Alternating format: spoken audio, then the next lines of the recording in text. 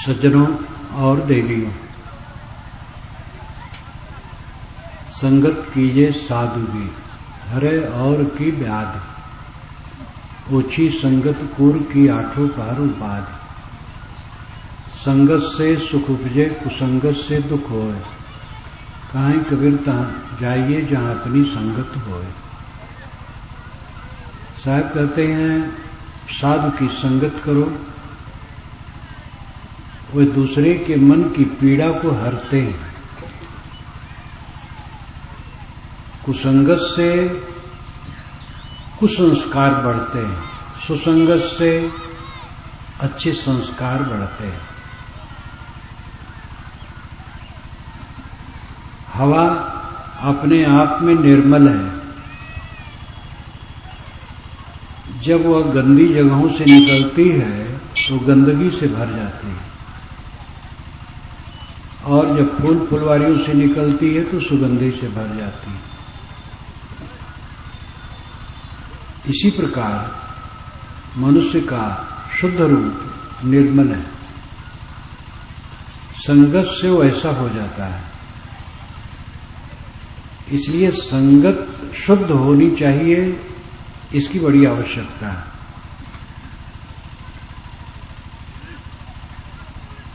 शुद्ध संग सदैव कल्याणकारी है, अशुद्ध संग सदैव अकल्याणकारी है।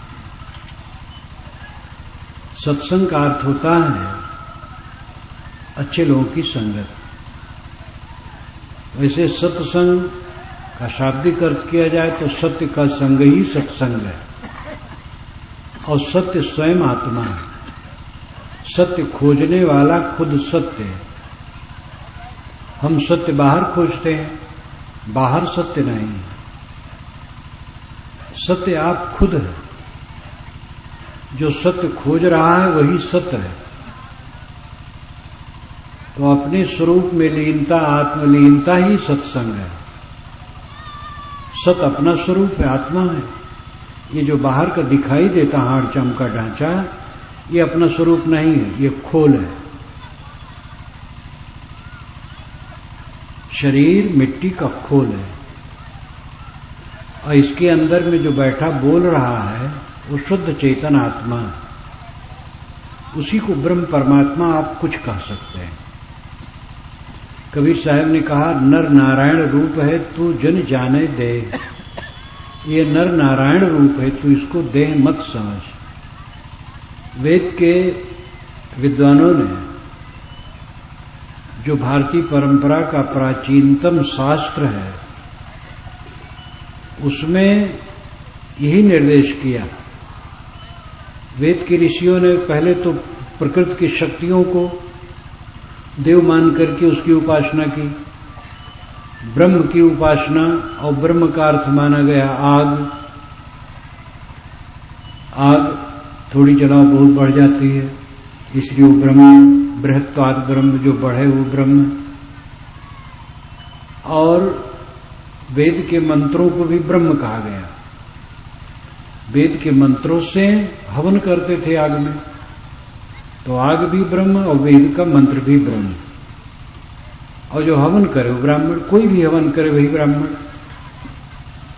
तो पहले उन्होंने आग को ब्रह्म कहा, आगे चल करके सूझ हुई कि आग का महासमुच्चय सूरज है, तो सूरज को ब्रह्म कहा, सूरज की उपासना चले। लेकिन बहुत आगे चल करके हुआ सूरज तो आग का गोला जड़ है, तब आत्मा को ब्रह्म कहा। और इसीलिए ये शब्द आया अहम ब्रह्मास्मि, मैं ब्रह्म हूं। अहम नाम मैं, ब्रह्म नाम श्रेष्ठ, अस्मि नाम हूं, अहम ब्रह्मास्मि। अहम और ब्रह्म ये दो पद है, और अस्मि क्रिया। मैं ब्रह्म हूं ये कहा। तत्तमस वही तू है। अयम आत्मा ब्रह्म, ये आत्मा ब्रह्म है। प्रज्ञानम ब्रह्म, ज्ञान ब्रह्म है। इस प्रकार हम देखते हैं कि सत्य की खोज में ऋषियों ने धीरे धीरे आगे प्रगति की। हमारी परंपरा ने हमें ज्ञान की जिस सीमा तक पहुंचा दिया है, ये धीरे धीरे हुआ, एक लागे नहीं हुआ। इसलिए हमें उनका आदर करना चाहिए। और ये परंपरा मैं केवल भारत ही नहीं मानता हूं, पूरा भूमंडल के बाहर का तो हमें पता नहीं। पुराणों में कल्पनाएं हैं कि बहुत लोग होते हैं, वहां देवता होते हैं, मनुष्य होते हैं, लेकिन वो सब काल्पनिक है। आज तक कहीं ऐसा पता नहीं लगा। विज्ञान तो आजकल काफी बढ़ा चढ़ा है। चंद्रमा में तो लोग लौट आए वहां से, आज से 40-41 वर्ष हो गए, और चंद्रमा में कोई प्राणी नहीं है। मंगल ग्रह में भी प्राणी की कल्पना नहीं है। तो भूमंडल में जहां तक मानव विकास है, ये सब मेरी परंपरा है, बाहर कुछ नहीं। हम यही न माने कि हम हिंदू हैं, केवल हम मनुष्य हैं। हिंदू मुसलमान तो भाषा है, ईसाई यहूदी भाषा है। हमारे देश में विश्वामित्र, वशिष्ठ, अंगिरा, पुलस्त्य, नारद, सनत कुमार, कपिल कणाद, जैमिन बादरायण, याज्ञवल्क्य, रामकृष्ण, बुद्ध, महावीर, कबीर, नानक, दयानंद, विवेकानंद, ये सब महापुरुष हुए। लेकिन बाहर मोहम्मद साहब हुए, संत ईसा हुए, लाओत्से हुए, कन्फ्यूशियस हुए, सुकरात हुए, वो सब हमारी परंपरा के हैं। पूरा मानव हमारी परंपरा है, और सब जगह सत्य की खोज रही है। नई बाइबल में ये बात आती है कि एक शिष्य ने उनसे पूछा ईसा से कि सत्य क्या है, तो उस समय वो मौन रहे। लेकिन दूसरे समय में संत ईसा ने कहा स्वयं सत्य है। तो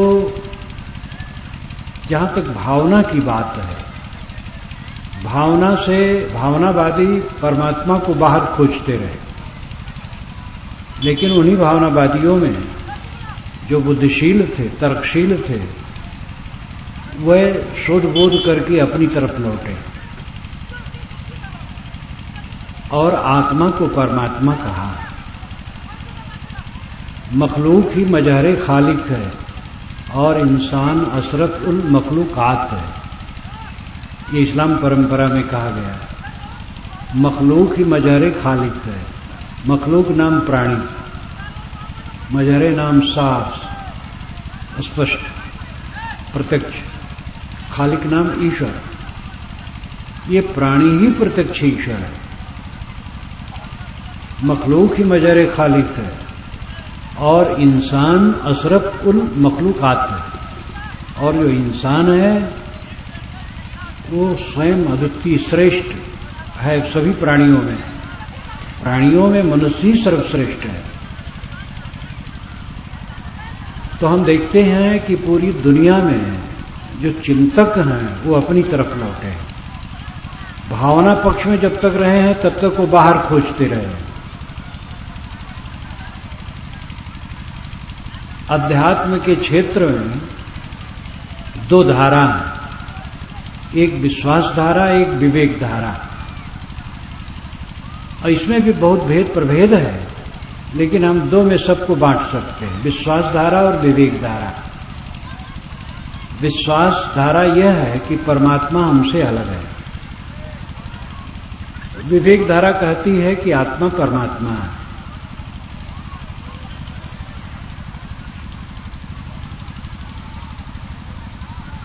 पूरी दुनिया में अंत में विवेक धारा महत्वपूर्ण मानी जाती है।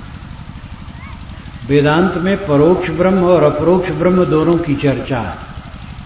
परोक्ष ब्रह्म का अभिप्राय है अलग से ब्रह्म है, और अपरोक्ष ब्रह्म का अर्थ स्वयं ही ब्रह्म है। जहां चिंतन, मनन, ध्यान, साधना बढ़ती है, वहां ये बात आती है कि परमात्मा बाहर नहीं। कबीर साहब जिसके नाम से पंडाल है, वो एक अद्भुत संत हुए हैं और उन्होंने अपरोक्ष के लिए ही कहा है। उनका राम अंतरात्मा है, उनका ब्रह्म अंतरात्मा है, उनका रघुराई अंतरात्मा है। रघुराई शब्द भी कहते हैं। सहज समाधि उन्मन जागे सहज मिले रघुराई। कबीर साहब के साथ वैष्णव संत काफी रहा करते थे, तो वैष्णव संतों ने पूछा कि महाराज रघुनाथ कब मिलेगा? तो उन्होंने ये नहीं कहा नहीं मिलेगा, उन्होंने कहा सहज समाधि उन्मुन जागे सहज मिले रघुराई। जब सहज समाधि जग जाएगी, लग जाएगी, उन्मुन जग जाएगा, तो सहज ही रघुनाथ मिल जाएंगे। तो सहज समाधि का अर्थ है अपने आप शांत हो जाना। सहज आपका स्वरूप चेतन है, चेतन मात्र शांत हो जाना सहज समाधि। संतो सहज समाधि भली। उन्मुन जग जाना, उन्मुन का मतलब है दुनिया से निवृत्त हो जाना, उदास हो जाना, अपने में लौट आना। दुनिया से उदास होकर के अपने में लौट आया और सहज समाधि लग गई, बस रघुनाथ मिल गए। रघुनाथ आत्मा ही है। रघु इंद्रिया, उसका स्वामी नाथ, इंद्रियों का स्वामी, ये आत्मा है। और यही इंद्र है वेद की भाषा में। जो इंद्रियों का प्रेरक है वो इंद्र है, ये जीव ही इंद्र है। वैदिक इंद्र के 3 अर्थ होते हैं। आध्यात्मिक अर्थ जीव, और सामाजिक अर्थ है विशेष प्राणी, जो उसमें विशेष प्राणी हो, एक शासक। और आधिभौतिक अर्थ है आधिदैविक अर्थ है विश्व का नियम। विश्व का नियम इंद्र है। तो आध्यात्मिक अर्थ में इंद्र का अर्थ होता है जो इंद्रियों का प्रेरक जीव है, जीव ही इंद्र है। गोस्वामी जी ने भी जहां पर रामचरितमानस में ये कहा है कि भाई दुनिया बहुत दुख में है और पृथ्वी गाय बन करके भगवान के पास जाना चाहती है अपने उद्धार के लिए, और सभी लोग पीड़ित हैं, तो परमात्मा को कहाँ मिले? तो गोस्वामी जी ने कहलवाया है कि अब कहाँ खोजे परमात्मा, यहीं बैठ करके परमात्मा का ध्यान करें। तो परमात्मा कहीं चलने से मिलता है, न चलने से मिलता है, न वो देखने की चीज है। देखने की चीज तो जितनी है सब माया। गोस्वामी जी ने रामचरितमानस में जो कोई राम से मिलने आया है सबको राम की सुंदरता में मोहाया। लेकिन जब उन्होंने शुद्ध अध्यात्म की बात कही तब कहा गो गोचर जहां लग मन जाई सो सब माया जाने भाई। इंद्रियां और इंद्रियों के विषय और जहां तक मन जाए सब माया है। देखी सुनी गुनी मनवाही मोह मूल परमार्थ नाही। जो देखो सुनो मन में सोचो वो सब मोह का मूल बनता है, उसमें परमार्थ नहीं है। तो इस प्रकार गोस्वामी जी जो अत्यंत सगुण उपासक हैं और श्री राम में ही सब कुछ मानते हैं, वे भी कह देते हैं देखी सुनी गुनी मनमाही मोह मूल परमार्थ नाही। जो देखोगे सुनोगे मन में सोचोगे वो मोह का कारण बनेगा, उसमें परमार्थ नहीं है। इसलिए जो सत है, सत कौन है? आप सत खोजते हैं, आप स्वयं सत है। और जो कुछ मिलता है भूल जाता है, छूट जाता है। आप जो कुछ देखे हैं, सुने हैं, भोगे हैं, उसी की याद आती है। और याद क्या है? वो एक सपना जैसा है, बीत गया सब सपना है। वो सत कहां है? सत्य वह है हमारे लिए जो हमसे अभिन्न है, कभी अलग न हो। आत्मा ही आत्मा से अभिन्न है, वही सत है और सब छूट जाने वाला है।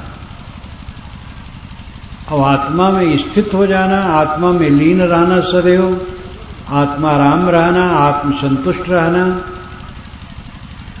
यह सत्संग है। सदैव आत्मलीन रहना सत्संग है। लेकिन यहां तक पहुंचने के लिए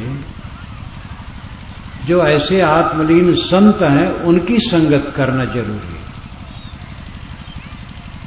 तब ये प्रेरणा मिलेगी, समझ मिलेगी और हम कुछ कर पाएंगे। लेकिन आत्मलीन संत भी सर्वत्र दुर्लभ है। तो इस आत्मलीनता की तरफ बढ़ने वाले जो महात्मा हैं उनकी संगत भी सत्संग है। वे सर्वथा आत्मलीन तो नहीं है, लेकिन अभ्यास कर रहे हैं, थोड़ा थोड़ा लीन होते हैं, फिर मन बाहर चला जाता है, अभ्यास कर रहे हैं, दया क्षमा शील संतोष का आचरण करते हैं, तो उनकी संगत भी सत्संग है। ऐसे भी कम लोग हैं जो साधना में रहते हैं, अब आत्मलीनता का अभ्यास करते हैं, पूरा तो नहीं हुए हैं लेकिन लगे हैं, ऐसे भी कम लोग हैं। ऐसे ज्यादातर हैं कि जो इस अभ्यास में तो नहीं रहते हैं लेकिन रुचि है, तो सदाचार का पालन करते हैं, जितना बन सकता है सद्गुण से चलते हैं, उसको गाते बजाते हैं, तो उनकी संगत भी सत्संग है। जहां से अच्छी प्रेरणा मिले वो सब सत्संग है, और उसमें कोई गृहस्थ विरक्त से मतलब नहीं। गृहस्थ होते हैं, विरक्त होते हैं, दोनों मिल करके सत्संग धारा चलती है। श्री राम रहस्य साहब ने पंचग्रंथी में तो इसको बहुत कई बार कहा है, गुरबोध में।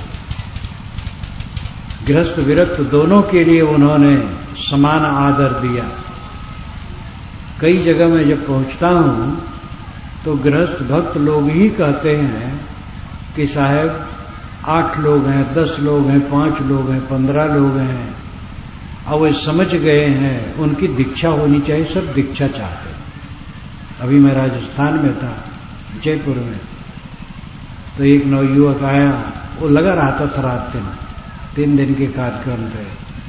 कहा साहब ये इन लोगों के साथ मैंने बहुत मेहनत की है 2 वर्षों से, अब ये तैयार हो गए हैं, समझदार हो गए हैं, अब ये स्वयं दीक्षा चाहते हैं, और उनको तो हमने कोई उपदेश नहीं दिया। उस युवक ने दिया, समझाया, मेरी पुस्तकें दी, सत्संग सुनाया, समझाया, तो समझे, दीक्षा मेरे द्वारा हुई। लेकिन असली दीक्षा तो उसने दिया जो समझाया, परंतु मर्यादा भाई विरक्त संत से दीक्षा दिलाए। वो अपने को ऐसा नहीं माना, और मानना भी नहीं चाहिए, क्योंकि फिर वो भटकना शुरू होता, अहंकार आने लगता है। तो इसलिए गृहस्थ और विरक्त ये दोनों मिल करके सत्संग चलता है, दोनों के बीच में ज्ञान की धारा बहती है। जो सद्गुणी सदाचारी गृहस्थ हैं और सद्गुणी सदाचारी विरक्त हैं, उनकी संगत से अच्छी बुद्धि बनेगी। कोई विरक्त नामधारी है, कपड़ा तो पहने है साधु का, आचार विचार ठीक नहीं है, खान पान तक ठीक नहीं है, नशा का सेवन करते हैं, अंड वंड बकते हैं, चाहे वो साधु वेश में हो चाहे गृहस्थ हो, तो उनके संबंध में तो कल्याण नहीं होगा। उनकी संगत करेंगे तो और खराब होगा। बीड़ी पीने वाले की संगत करेंगे, बीड़ी पिएंगे। गजड़ी बाबा हैं तो उनकी संगत करो तो गांजा पीना सीखोगे। इसलिए गृहस्थ विरक्त तो कोई भी हो, जो गुरु उपदेश के अनुसार चलते हैं, सदाचार से चलते हैं, उनकी संगत से सद्बुद्धि बनेगी, स्वरूप ज्ञान मिलेगा और कल्याण का रास्ता साफ होगा। इसलिए शुद्ध संग सत्संग। सत्संग का आधार सद्ग्रंथ है। सत्संग भी सब समय नहीं होता है। आपके यहां संत कोई आवे भी रहे 2 दिन 4 दिन, तो समय से कुछ बोलेगा, हरदम तो नहीं बोलेगा, और फिर चला जाएगा। निरंतर का सत्संग आपका पका हुआ विचार है, लेकिन उसके लिए खुराक चाहिए, तो सदग्रंथ उसके लिए सबल आधार है। सदग्रंथ आप अपने घर में रख करके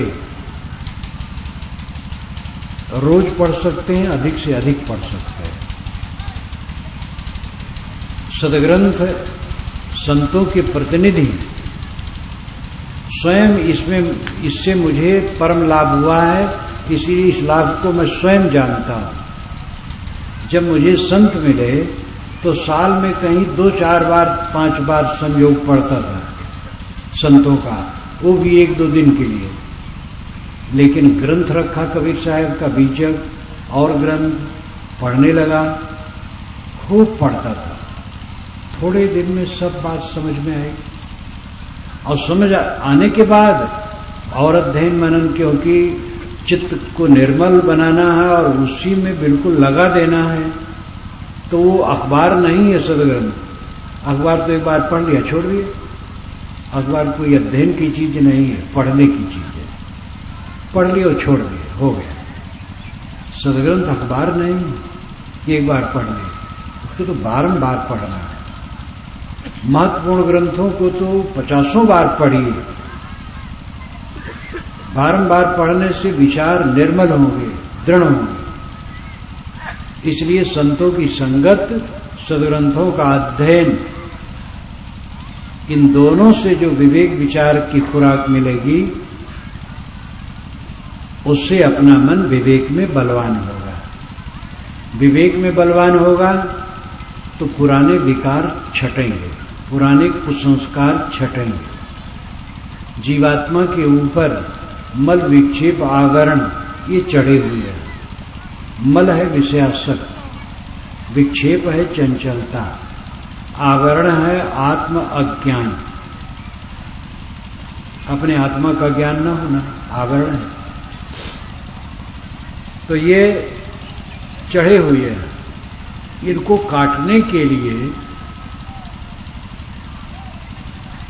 सत्संग, सदग्रंथ, साधना, सेवा, भक्ति, सदाचार, ध्यान, चिंतन, ये सब है। किसी दिशा में जब हम निरंतर परिश्रम करते हैं तब उधर संपन्नता होती है। जो पूंजीपति हैं झट से पूंजीपति नहीं हो गए। बड़े बड़े पूंजीपतियों का इतिहास है कि बहुत गरीब थे और वे निरंतर परिश्रम करते करते ऊंचाई पर पहुंचे। ऐसे डॉक्टर हैं, वकील हैं, विद्वान हैं, एक आईएएस अफसर है, कलेक्टर है, कमिश्नर है, झट से थोड़ा हो गया। बचपन में बस्ता लाद करके पीठ पर वो स्कूल की तरफ भागा है रोज रोज, और पढ़ते पढ़ते पढ़ते 25-27 वर्ष तक में कहीं उस योग्य हुआ है, और फिर पद पाने के बाद भी उसे और उसका अध्ययन मनन करना पड़ा है, अपने वरिष्ठ लोगों की राय लेनी पड़ी है, तो पकते पकते बड़ा अवसर हुआ है। कोई कलाकार संगीत में है या और भी चित्रकारी में है, किसी में भी है, किसी दिशा में संपन्नता निरंतर के परिश्रम से होती है। आध्यात्मिक क्षेत्र की बात ऐसे है। आध्यात्मिक क्षेत्र में संपन्नता तभी होगी जब निरंतर परिश्रम किया जाए। देहाध्यास, विषयासक्त, ये भयंकर रोग है। हम लोग अपने को देह माने बैठे हैं, और देह का फल क्या है? देह में जवानी मुख्य है, और जवानी मिले, रूप सौंदर्य मिले, बल मिले, तो उसका फल क्या है? अविद्या ग्रसित मन का उत्तर है काम भोग। स्त्री है तो पुरुष में, पुरुष है तो स्त्री में आसक्त हो, यही विलास करे, यही फल है। ये अविद्या ग्रसित बुद्धि यही बताती है, क्योंकि अनादि का अभ्यास है, आसक्ति बनी है। लेकिन सोचना चाहिए कि स्त्री पुरुष मिलकर के क्या पाते हैं? उत्तेजना, मलिनता, उद्वेग, पछतावा, मलिनता, घृणा, वासना की वृद्धि, तृष्णा की वृद्धि, और क्या पाते हैं? ये तो दैहिक संस्कार हुआ, पाश्विक पुष्टा। मन और इंद्रियों को संयत करके चित्त को अंतर्मुख करना, अपने आत्मा को समझ करके आत्मलीन होने का काम करना, ये मानव जीवन की सफलता है। जवानी में सेवा कर सकते हैं, स्वाध्याय कर सकते हैं, साधना कर सकते हैं। बूढ़े हो जाए कुछ ढीला हो जाएगा। जवानी ही रत्न है। जवानी में खूब तेज सेवा कर सकते हैं, बलवान शरीर है। इसी में स्वाध्याय ठीक से कर सकते हैं, इसी में साधना कर सकते हैं। जवानी ही में जो साधना करके मन को विकारों से रहित कर लेगा, बुढ़ापा में भी वो उस रफ्तार में चलता रहेगा। देह का फल काम भोग नहीं है, ये तो पाश्विकता है, एक दैहिक संस्कार है। गृहस्थ में है तो एक दो संतान के लिए वो ठीक है, लेकिन उसमें डूबे रहना कोई समझदारी नहीं है। गृहस्थ आदमी क्यों बनता है? क्योंकि समझता है कि मैं विरक्त नहीं रह पाऊंगा, तो गृहस्थ होना अच्छा है। न गृहस्थ होगा तो गड़बड़ करेगा, मर्यादित व्यवहार नहीं करेगा, तो गंदगी फैलाएगा। इसलिए विवाह कर लिया, मर्यादा से है, लेकिन विवाह करने के बाद जान तो गया कि यही है और क्या डरा है। पहले आकर्षण था और स्त्री को पुरुष स्वर्ग लगता था और पुरुष को स्त्री स्वर्ग लगती थी, लेकिन जब दोनों मिल गए, इकट्ठा हो गए, तब समझ में आ गया कि ऐसा कुछ नहीं है, बंधन है, दुख है। तो उसको लौटना चाहिए अपने कल्याण की तरफ। परिवार की सेवा करें, पति पत्नी एक दूसरे के प्रति शुद्ध भाव रखें, मोह का भाव छोड़ें, साधना में लगे। न पत्नी रहेगी पति के पास, न पति रहेगा पत्नी के पास, बाल बच्चे भी साथ न रहेंगे। आजकल में देखते देखते यहां से उठ जाना है सब। तो जो सपने की तरह है, छूट जाने वाली चीज है, उससे लिपटे रहना कौन सी समझदारी है? ये विचार करने की आवश्यकता है। हमें चाहे जितनी गर्मी हो, धन की, परिवार की, प्रतिष्ठा की, महात्माओं को भी अपने मठ मंदिर से शाखानुगामी की गर्मी हो, ये गर्मी कब तक रहेगी? ये सब गर्मी खत्म हो जाने वाली है। बड़े बड़े स्वामियों का शरीर छूटता है, गुरुओं का छूटता है, पूंजीपतियों को छूटता है, नेताओं का छूटता है, राष्ट्रपति और प्रधानमंत्री का छूटता है। किसका शरीर स्थिर है? दुनिया में जितनी दिखाई देने वाली चीजें हैं, सब जड़ पदार्थों के निर्माण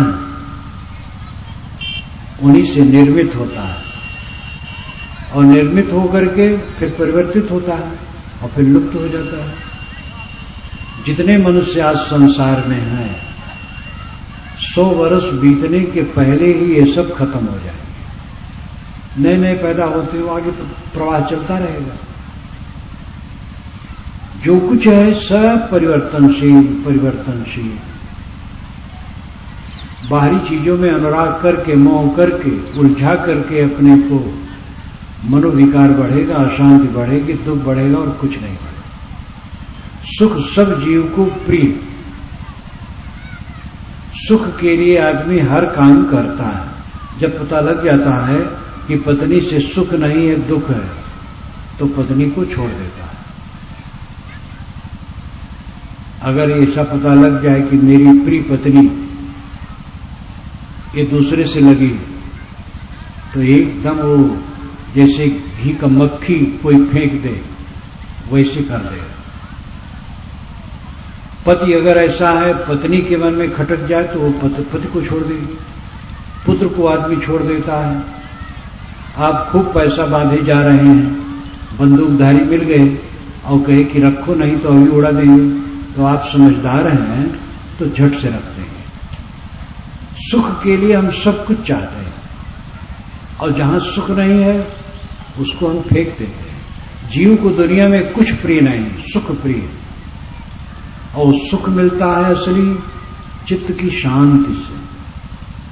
बाहर सुख की कल्पना होती, वो हमें दुख ला करके देती है।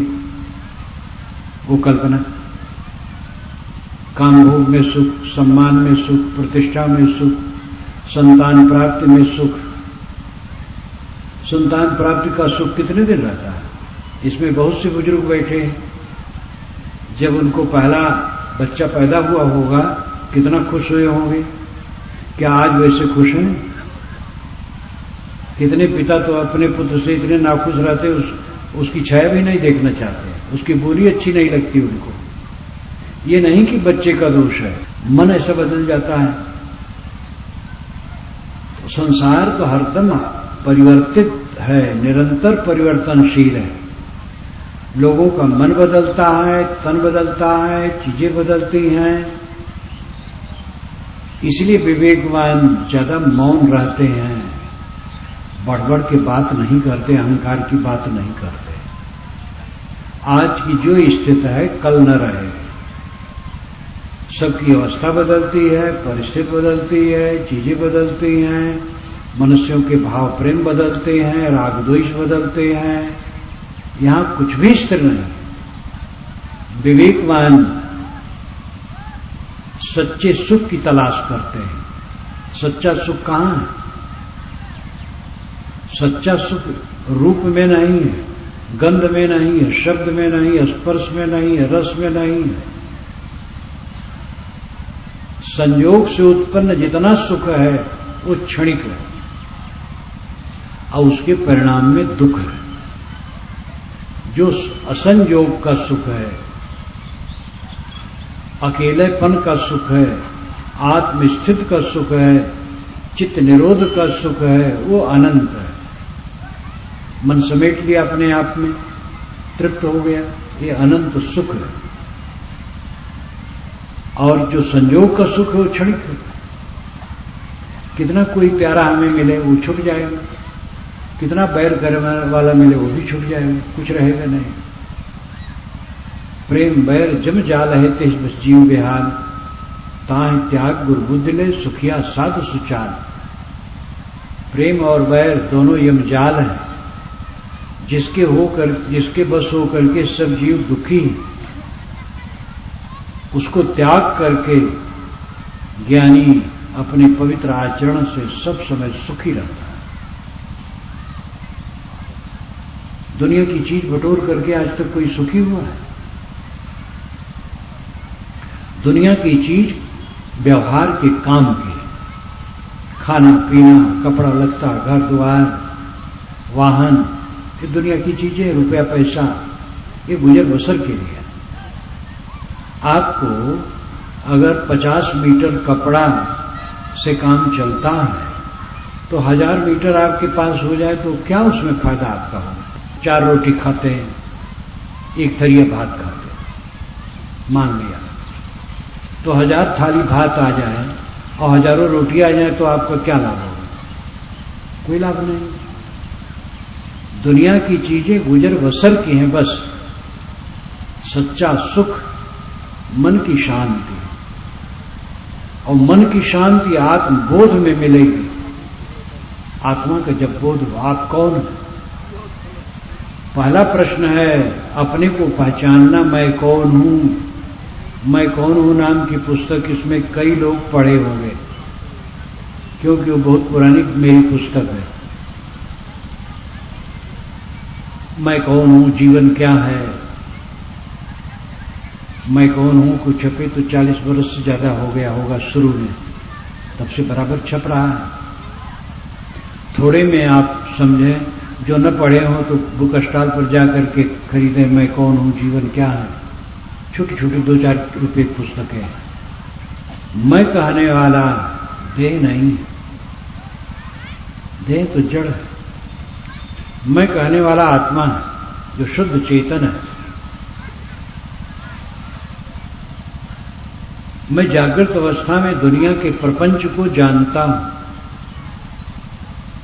और जब सो जाता हूं, पूरी नींद नहीं आती है, सपने होते हैं, तो सपनों को जानता हूं।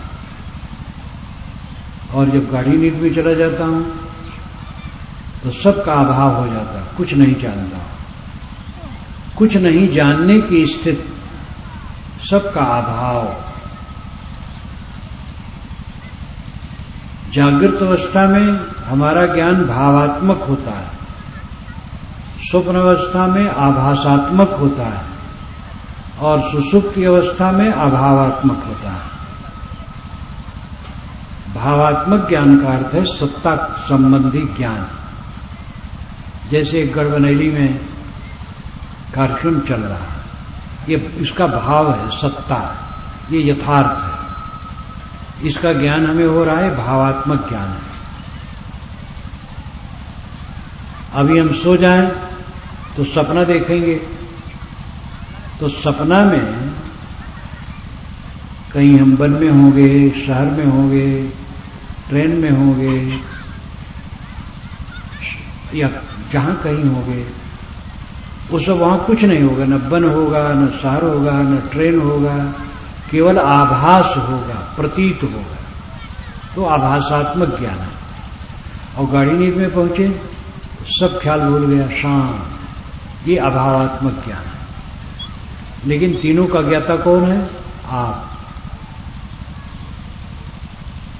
भाव का ज्ञान आप कर रहे हैं, आभास का ज्ञान आप कर रहे हैं, अभाव का ज्ञान आप कर रहे हैं। आप तीनों अवस्था में ज्ञाता हैं, जानने वाले हैं। जान जान करके रीझते हैं और खींचते हैं, और दुनिया में यही मिलता और कुछ नहीं मिलता है। चाहे जितना ऐश्वर्य मिले, चाहे जितने प्रेमी मिले, चाहे जितने वैरी मिले, अगर अपने को साधना में नहीं रखे हैं तो रीझेंगे, खींचेंगे, जलेंगे। धनी है तो जलेंगे, निर्धन है तो जलेंगे, अविद्वान है, विद्वान है, चपरासी है, कमिश्नर है,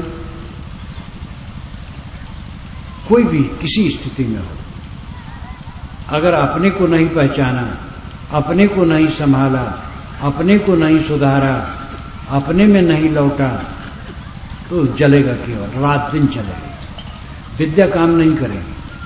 ये जो बाहरी विद्या है, ये इसकी जरूरत है। भाषा का ज्ञान, सारी भाषाएं एक काल्पनिक रूढ़ियां और सारी लिपियां सांकेतिक चिन्ह, लेकिन इनके द्वारा बहुत काम होता है।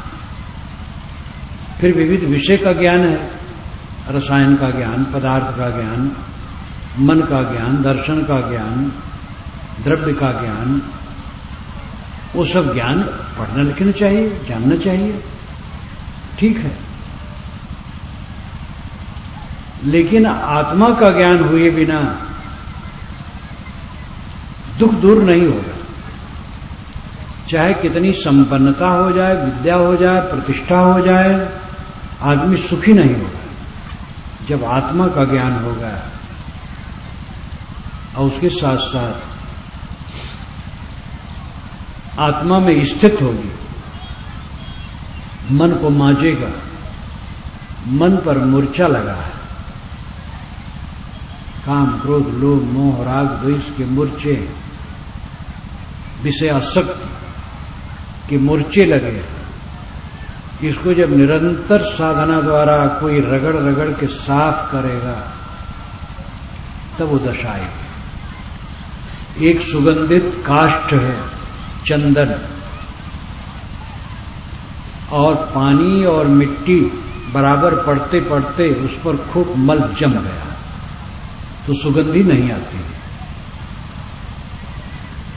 लेकिन कोई व्यक्ति उसको पहचान लिया और उसको रगड़ने लगा, और रगड़ते रगड़ते ऊपर का सारा मल छील दिया, तो अंदर का चंदन फिर महकने लगेगा। आत्मा जो शुद्ध बुद्ध है, इस पर मल विक्षेप का आवरण जमा, विवेक द्वारा इसका मार्जन करते करते जब सब कचरा साफ हो गया तो दिव्य आनंद की अनुभूति होगी। पाना कुछ नहीं है, समझना है और मन को रगड़ना। मन बहुत सूक्ष्म है, इतना सूक्ष्म है कि उसके लिए व्याख्या करना असंभव है। सदगुरु ने बीजक में कहा,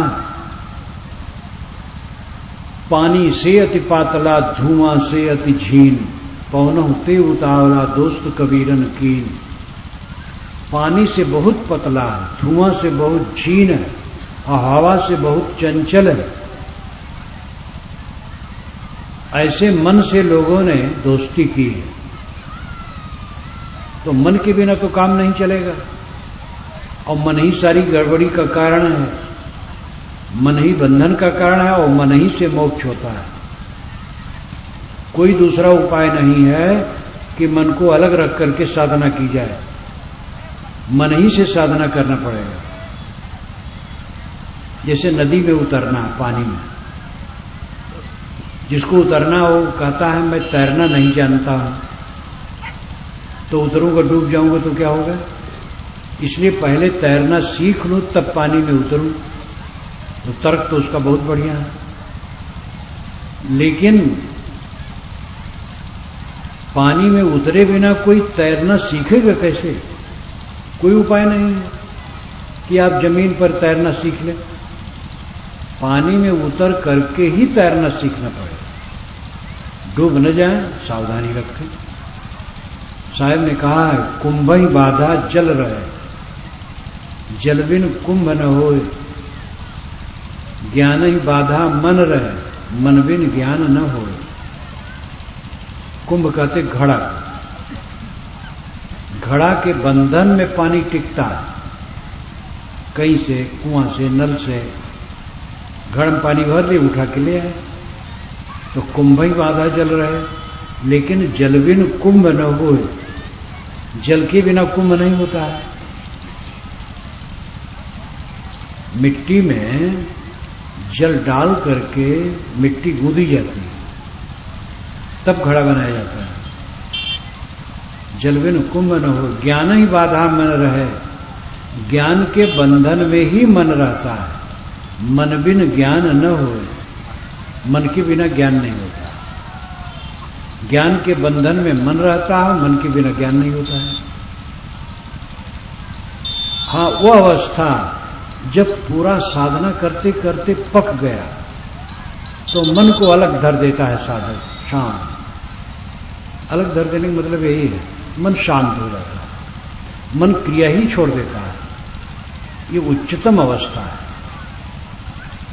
सामान्य व्यक्ति तो समझ भी नहीं सकता है कि मन क्रिया छोड़ देगा। मन तो हरदम सोचता है, सोचने का आदत है, तो क्रिया कैसे छोड़ देगा। लेकिन जब परिपक्व साधना हो जाती है, तब साधक जब ऑर्डर देता है मन को, मन शांत हो जाता है, चुप, बस अमन दशा, लेटा है, बैठा है, मन रहित, संकल्प विकल्प कुछ। बीती हुई बातों को सोचना और आगे के लिए सोचना, ये स्मरण और कल्पना। बीती हुई बातों को सोचना स्मरण, और आगे के लिए सोचना कल्पना। जहां हम रहे, जहां गए, जिस किसी ने हमें कुछ कहा, अच्छा कहा, बुरा कहा, हमने कुछ अच्छा बुरा कहा, हमसे कुछ अच्छा और बुरा बन गया, दूसरे से अच्छा बुरा बन गया, उसी को धुनते रहना। ये स्मरण का रोग, बेकार, सड़ते रहो मुर्दा में। और आगे के लिए कल्पना करना, ये होगा तो वो होगा, तो वो होगा, वो होगा, बकवास। जो बीत गया वो मर गया, जो आगे वाला है वो सपना है। विवेकवान विवेक के बल में ऐसा पहुंच जाता है कि न वो स्मृतियों को उठाता है न कल्पना को। चित्त शांत, शांत चित्त एकदम निराम, मन रहित दशा हो जाती है। उसी को अमनी दशा कहते हैं। लेकिन वह भी दशा कुछ समय रहती है, फिर उसे काम करना है, व्यवहार करना है तो मन लेना पड़ेगा, मन ही से काम करेगा। और फिर दूसरे समय में मन द्वारा वो विवेक का परिमार्जन करता है, विवेक में मन को रमाता है, विचार में रमाता है, व्यवहार में भी काम करना पड़ता है। लेकिन ऐसी दशा आ जानी चाहिए कि मन स्ववश हो जाए। निर्मल मन ही स्ववश होता है, मलयुक्त मन स्ववश नहीं होता है। निर्मल मन जब हो गया, स्ववश मन हो गया, आज्ञाकारी मन हो गया, शांत मन हो गया, तो सत्य को पा गया। सत्य स्वयं है, भटकना बंद हो गया, अपने आप में तृप्त हो गया। ये सत्संग का फल है। 3 दिन का कार्यक्रम है, आज प्रथम दिन है, कल परसों मिला करके 4 मीटिंग है। उस सब में और विस्तार से आप सुनेंगे। मैं अपनी वाणी को विराम देता हूं।